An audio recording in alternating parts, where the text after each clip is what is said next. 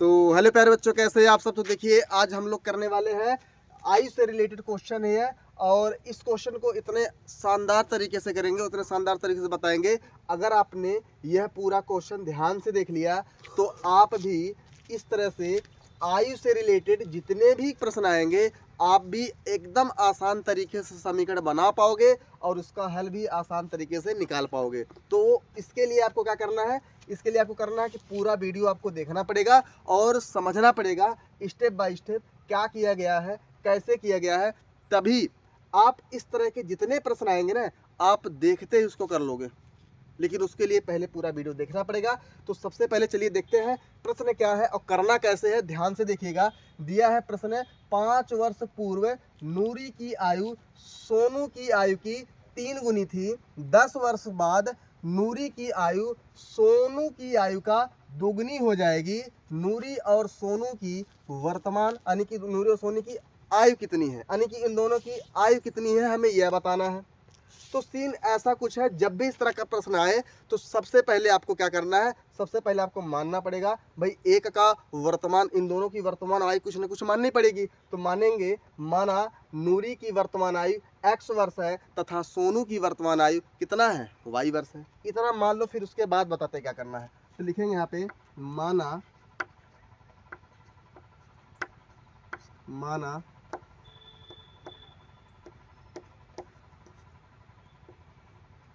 माना नूरी की वर्तमान आयु x वर्ष तथा सोनू का वर्तमान आयु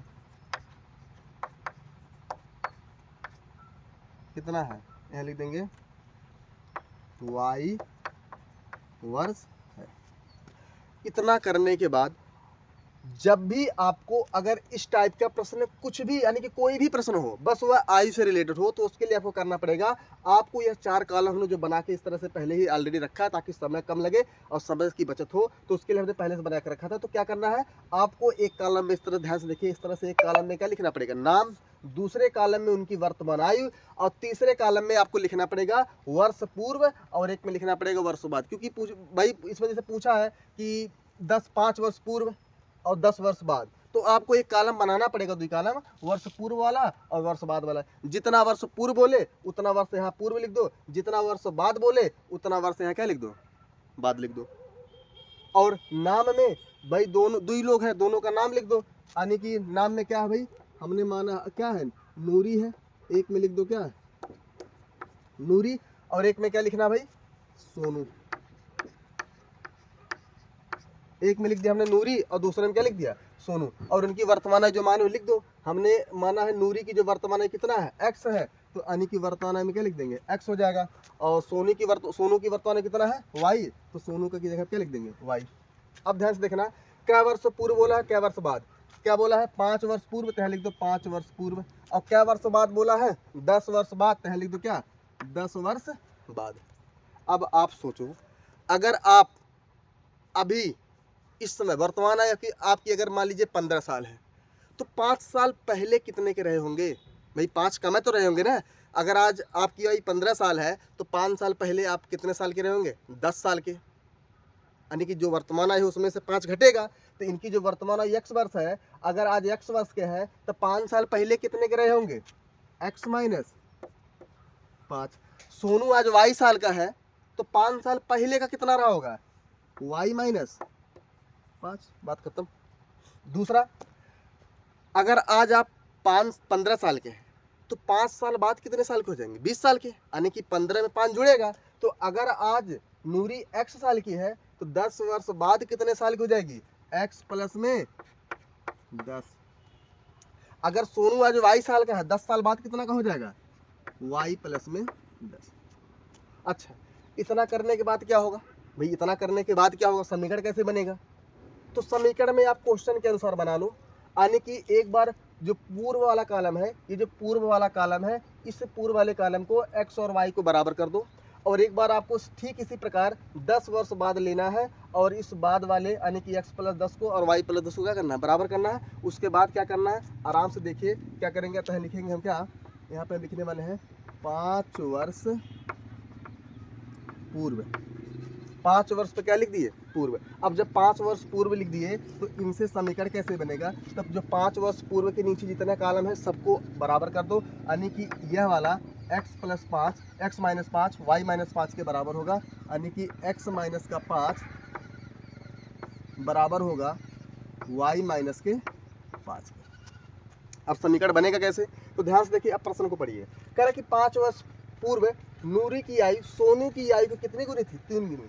कौन 3 गुना था, यह जो नूरी है इस सोनू से कितना गुनी थी, 3 गुनी थी। अगर हम क्या करें, यह 3 गुना ऑलरेडी है, अगर हम सोनू की आयु में 3 से गुना कर दें तो नूरी की आयु सोनू की आयु क्या हो जाएगी, बराबर हो जाएगी। क्योंकि ऑलरेडी ये 3 गुना है तो इसमें हम न गुना करके किसमें गुना कर देंगे, सोनू की आयु में 3 से गुना कर देंगे, ताकि दोनों क्या हो जाए, बराबर हो जाए। अब दोनों को सॉल्व कर लो, आराम से आप इक्वेशन बना लोगे। क्या हो जाएगा, क्या आप यहाँ लिख दो,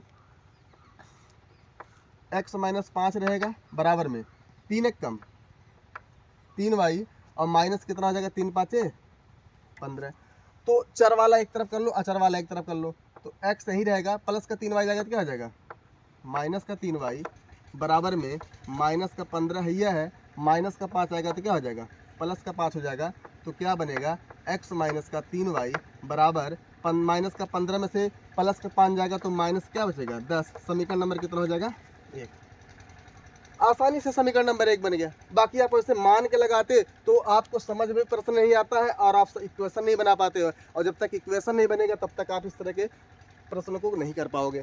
तो समीकरण देखो, आज 1 नंबर आसानी से बन गया। अब 2 नंबर आसानी से बनेगा। 2 नंबर कैसे बनेगा, हमने पूर्व वाला तो लिख लिया, अब लिखेंगे 10 वर्ष बाद वाला। तो लिखेंगे यहाँ पे 10 वर्ष बाद। तो 10 वर्ष बाद वाला कॉलम क्या है, ये वाला है, यानी कि हम करने वाले हैं क्या, x + 10 को बराबर करने वाले हैं किसके, y + 10 के। अब यहाँ से कौन कितना गुना होगा कैसे करेंगे, अब 10 वर्ष बाद वाला स्टेटमेंट पढ़ लो। 10 वर्ष बाद क्या बोला है, 10 वर्ष बाद नूरी की आयु सोनू की आयु का दुगनी हो जाएगी, यानी कि 10 वर्ष बाद, 5 वर्ष पहले 3 गुनी थी, लेकिन 10 वर्ष बाद कितना गुनी हो जाएगी, 2 गुनी रहेगी। यानी कौन 2 गुना रहेगा, x + 10, यानी कि जो नूरी है इससे क्या गुना है, 2 गुना है। अगर हम सोनू में 2 से गुना कर दें तो अब दोनों क्या हो जाएंगे, बराबर। फिर इनको सॉल्व कर लो, समीकरण नंबर 2 निकल जाएगा। तो यानी कि हो जाएगा x + 10 बराबर होगा 2 एक कम 2y और प्लस में 2 दहम कितना हो जाएगा, 20। अब फिर चर वाले को एक तरफ, अचर वाले को एक तरफ। तो यहाँ हो जाएगा हमारे पास x, 2y इधर आएगा तो किसका हो जाएगा, माइनस का 2y बराबर 20 सही रहेगा। प्लस वाला 10 इधर आएगा क्या हो जाएगा, माइनस का 10। तो क्या हो जाएगा, x - का 2y बराबर 20 में से 10 जाएगा तो क्या बचेगा, 10। वो भी किसका 10, प्लस का 10 बचेगा। समीकरण नंबर कितना हो जाएगा, ये 2। अब समीकरण नंबर 1 हो गया, निकल गया। समीकरण नंबर 2 निकल गया। अब जब समीकरण को हमने बताया कि इस तरह के प्रश्न में समीकरण को बनाना मुश्किल काम होता है, उनको हल करना उतना मुश्किल नहीं होता है। तो समीकरण नंबर बन गया 1 और 2। अब हम आराम से 1 और 2 की मदद से x और y का मान निकाल लेंगे, और x और y का मान निकलने का मतलब क्या, उनकी वर्तमान निकल जाएगी। तो कैसे करेंगे, देखिए ध्यान से। यहाँ पे x है और यहाँ पे x है, यहाँ पे y, यहाँ पे y, लेकिन 3y है, यहाँ पे 2y है। तो y से y तो हटेगा नहीं, लेकिन एक x से एक x तो कट सकता है ना। तो हम क्या करने वाले हैं, और साइन दोनों प्लस के हैं, साइन दोनों प्लस के हैं। इसके लिए हमें समीकरण नंबर 1 में से 2 को क्या करना पड़ेगा, घटाना पड़ेगा। चाहे आप 2 में से 1 को घटाओ, चाहे 1 में से 2 को घटाओ। तो लिखेंगे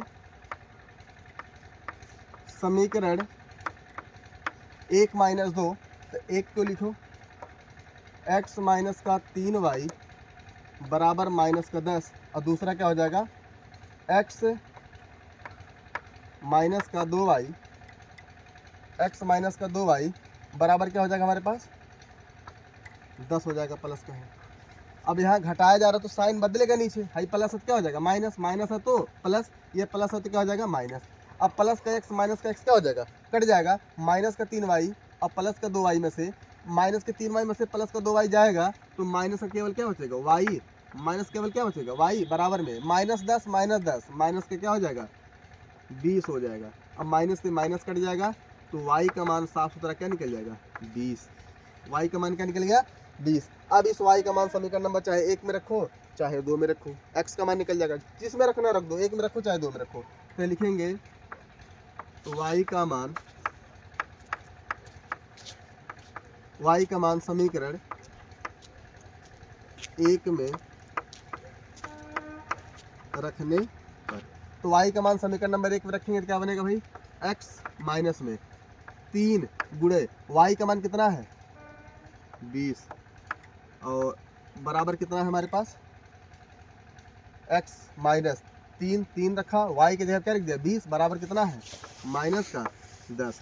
अब x सही रहेगा, माइनस 20 दिया माइनस का 60 बराबर में माइनस का 10, तो x बराबर क्या निकलेगा माइनस का 10 सही रहेगा, माइनस का 60 जब आएगा तो प्लस का 60 हो जाएगा, तो क्या हो जाएगा x बराबर हो जाएगा प्लस के 60 में से माइनस का 10 जाएगा तो क्या बचेगा प्लस का 50। यानी कि x का मान 50 निकला, y का मान 20 निकला है। तो हमने वही तो माना था, माना नूरी की आयु x वर्ष है, यानी कि नूरी क्या साल की है 50 साल की है, और सोनू का आयु हमने कितना माना था y वर्ष, और सोनू क्या साल का है फिर 20 साल का है। तो लिखिए अतः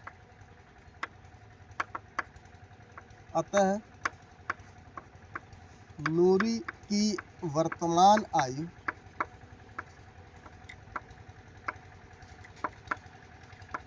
बराबर क्या साल है 50 वर्ष की है। सोनू की वर्तमान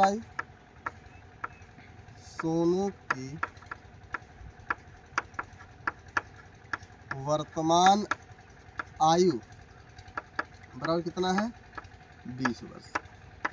तो इस तरह से इन दोनों की क्या निकल गया वर्तमान आयु। अब पूछा था भाई कितने कितने साल के हैं, तो भाई नूरी क्या साल की है 50 साल का है, 50 साल की है, और सोनू क्या साल का है 20 साल का है। तो आप भी इस तरह से आपने प्रश्न को देखा होगा, तो सबसे पहले आपको इस तरह से इनकी वर्तमान आयु मान लेनी है। उसके बाद आपको 4 कॉलम मत भूलिएगा, इस तरह से 4 कॉलम बना करके एक बार पूर्व वाला लिख के उन दोनों को बराबर कर दो, समीकरण 1 निकल जाएगा। एक बार बाद वाला लिख के इस तरह से इन दोनों को बराबर कर दो, समीकरण नंबर 2 प्राप्त हो जाएगा। उसके बाद आसानी से x और y का मान चाहे प्रतिस्थापन लगाओ चाहे विलोपन लगाओ, दोनों विधि से आराम से x और y का मान निकाल लोगे।